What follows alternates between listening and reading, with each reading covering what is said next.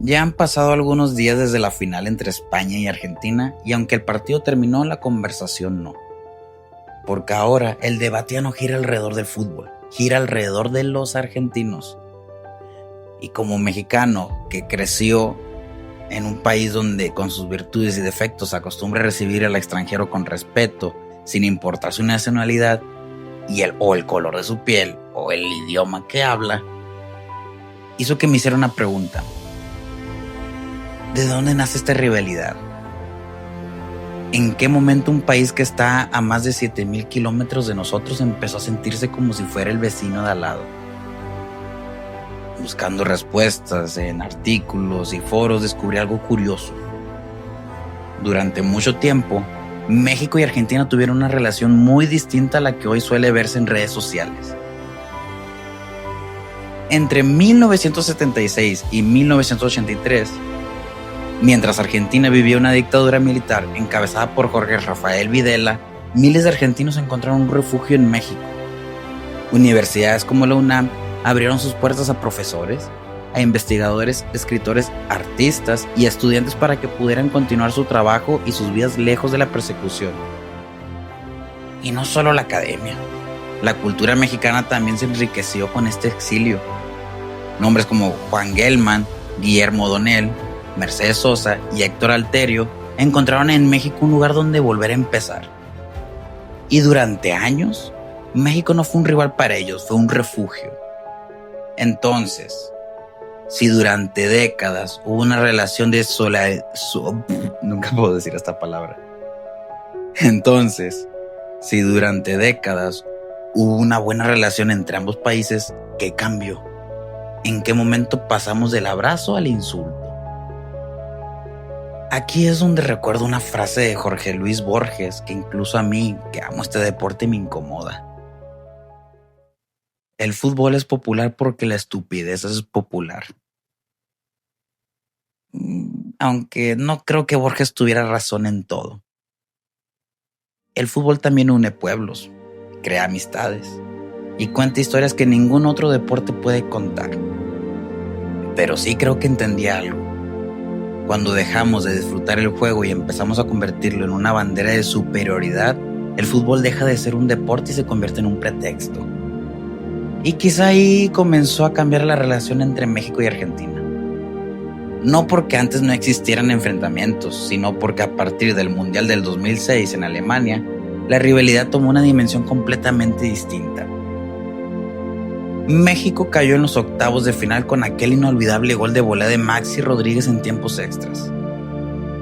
4 años después, en Sudáfrica del 2010, Argentina volvió a eliminar a México por 3-1 en un partido marcado por un gol de Carlos Tevez que nació en un evidente fuera de lugar.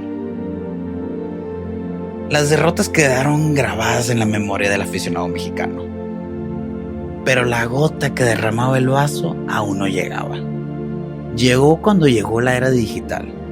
Twitter, Facebook, Instagram, TikTok y el crecimiento de los programas deportivos descubrieron que la rivalidad vendía.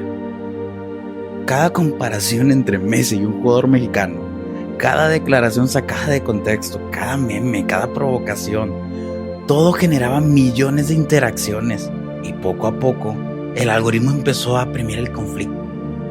Porque eso le gusta. Esto te mantiene como bobo enfrente del celular.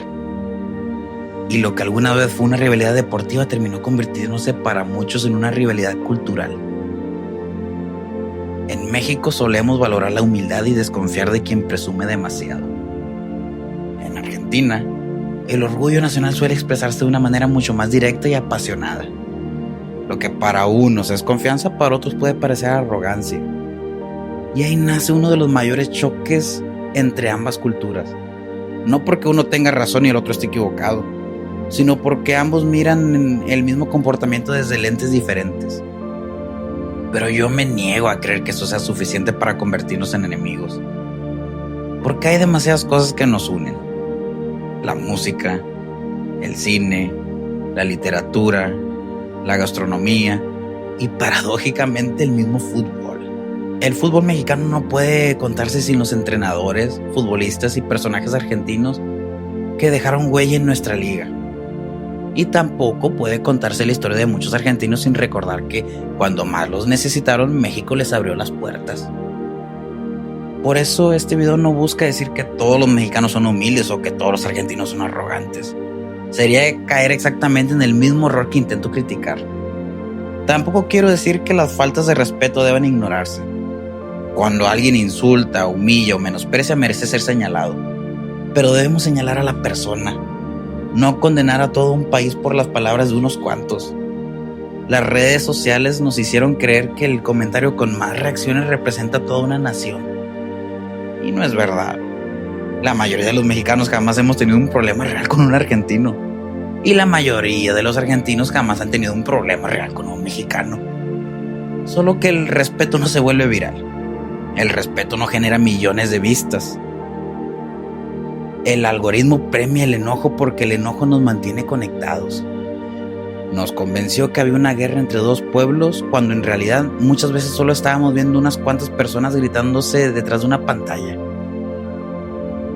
Quizá la verdadera rivalidad nunca fue entre México y Argentina. Quizá la verdadera rivalidad es contra esa necesidad constante de dividirnos para conseguir un clic más, una interacción o un titular que venda. Porque al final, antes de ser mexicanos o argentinos, o antes de ser aficionados, o antes de discutir por un gol o un mundial o una camiseta, somos personas. Y ninguna bandera, ningún algoritmo y ningún partido debería hacernos olvidar que durante mucho tiempo, cuando uno necesitó del otro, no hubo insultos, hubo puertas abiertas. Y quizá eso sea la parte de la historia que más vale la pena recordar.